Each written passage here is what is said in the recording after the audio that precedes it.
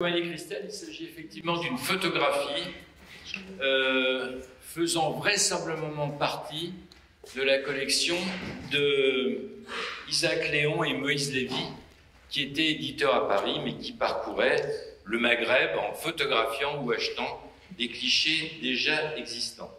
En réalité, il s'agit de deux jeunes mauresques que l'on va retrouver comme modèles, et ça c'est très intéressant, dans de nombreuses collections de cartes postales. Les mêmes filles vont se retrouver chez des éditeurs à Alger, à Oran, à Tunis, à Casablanca, à Paris ou à Nice. Après vérification partielle, et ça c'est relativement important, cette photographie ne semble pas venir du fonds Jean Gézère. Et je rappellerai que Jean Gézère, c'est celui qui a lancé le premier les photographies, puis les cartes postales en Algérie à la fin du XIXe siècle.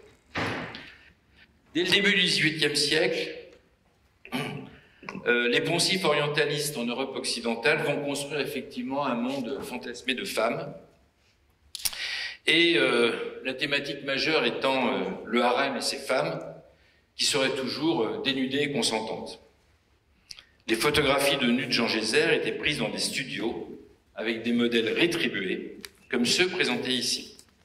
Elles ont débuté sous forme de photographies, vendues à un public finalement restreint à la fin du XIXe siècle en Algérie, avant de devenir des cartes postales au début du XXe siècle, qui alors seront largement diffusées vers l'Europe. D'autres photographes utiliseront le thème de la mauresque dénudée pour répondre aux demandes de la clientèle occidentale. Léon et Lévy, dont on a parlé, puis Lévy et Nordin en France, inonderont entre 1900 et 1914 le marché de la carte postale de modèles érotiques. L'Autrichien Rudolf Lehnert et le Suisse Ernst Landrock s'associeront pour créer à Tunis en 1903 la maison d'édition Lehnert et Landrock qui développera la même thématique. De très nombreux clichés érotiques seront produits avec une volonté esthétisante. Et ceci n'est pas sans importance. Remarquons que leurs clichés auront parfois des légendes traduites en italien, transformant ainsi les modèles tunisiens en filles libyennes à destination des militaires italiens occupant la Libye. D'autres éditeurs comme Madia ou CAP, après la Première Guerre mondiale, feront eux-mêmes de nombreux retirages de ces clichés. La liste de producteurs d'images de mauresques est longue. Ce sont des milliers de cartes postales produites et ce sont des millions qui seront envoyés de l'Afrique du Nord à destination de l'Europe.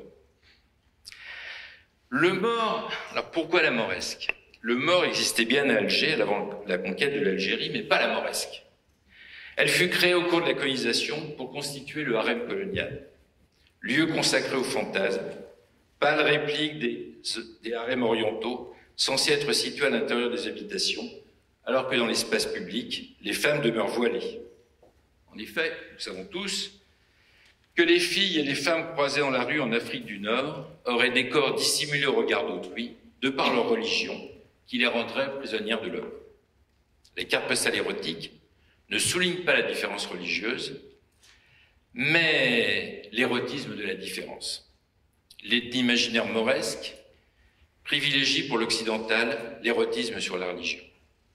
Les milliers de destinataires de ces cartes postales ont ainsi intériorisé un Orient fantasmé qui poursuit le travail élaboré par l'orientalisme.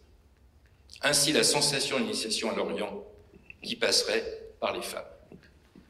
Les cartes postales sont souvent ethnicisées, mauresques d'Alger, mauresques du Sud, pour s'inscrire dans un registre d'authenticité de la femme photographiée. Elles appartiendraient à une réalité locale et ne seraient plus simplement une femme nue, comme c'est le cas des photos de femmes nues vendues à l'époque sous le manteau à Pigalle. Les nus en France sont anonymes et ne sont pas désignés comme normandes ou bretonnes. En métropole, les termes techniques sont dévolus aux espaces coloniaux. Mais même dans ce registre, la photographie est source de manipulation. Ainsi, ces deux mauresques seront tour à tour dénommées, renommées dans les différentes cartes postales selon les intérêts de l'éditeur qui veut en faire un produit local. Fillette de Constantine, ou femme de Boussada, ou beauté mauresque chez Siriki à Oran, jeune fille du Sud chez Lévy à Tunis, jeune mauresque chez Mars et Casablanca, jeune fille arabe chez Jomon à Alger, bédouine chez Photo Africaine, femme arabe du Sud algérien chez CAP, ou encore femme kabyle chez Adia Anis. On voit que l'ethnique n'est là que pour donner le change. Il ne bénéficie d'aucune validation. Et ce seront des centaines de prostituées qui seront photographiées dénudées avec des qualificatifs ethniques. Les mauresques sur cette image sont dénudées, pareil des caractéristiques des prostituées. Si le buste est dénudé, les positions des deux femmes signifient la danse orientale, avec le foulard et le tambourin. La danseuse orientale est considérée dans l'imaginaire occidental comme une femme tentatrice et facile. D'abord parce qu'au travers de la danse, elle s'offre en spectacle, et parce qu'elle est censée avoir un mode de vie identique à celui qu'elle montre. Dans d'autres clichés du même ordre, elles seront souvent allongées pour faire la sieste, elles fument des cigarettes ou le narguilé. Le simple fait de se laisser photographier en train de danser ou en train de fumer en font des femmes sans pudeur. De plus, l'une d'entre elles tourne son visage vers l'observateur de l'image. Elle regarde celui qui les voit. C'est l'intensité trouble du regard qui fait aussi de ces femmes de carte postale des femmes désirables. Nous avons dit que ces cartes postales n'étaient pas vendues sous le manteau en Afrique du Nord, mais dans de nombreux commerces. Elles étaient achetées par des colons, des militaires et des touristes. La correspondance accompagnant ces cartes postales était destinée non seulement à des amis masculins, souvent des militaires, mais aussi aux membres de la famille, voire aux épouses. C'est grâce à la légende ethnicisée, mauresque d'Alger, que l'objet est banalisé et devient un objet de curiosité accessible à la famille. Certaines correspondances suggéraient même l'idée d'une collection afin de se constituer un, entre guillemets, harem en images. Malek Aloula, en 1981, avait critiqué l'aspect esthétique de ces images pour les considérer comme une force de violence coloniale, et on peut aujourd'hui se demander quel est l'arrière-fond idéologique de cette production iconographique. Ces images suggéreraient que dans les espaces coloniaux, les règles de la sexualité étaient différentes que dans les métropoles. Ces images souhaits ou images désir ont très bien fonctionné. Leur succès commercial était une réussite, car elles avaient une fonction politique et sociale, répondant à la mise en place de l'ordre colonial. Les mauresques s'inscrivaient bien dans le paradigme des paradis sexuels coloniaux, qui inventent des lieux remplis de femmes faciles et promptes à se donner.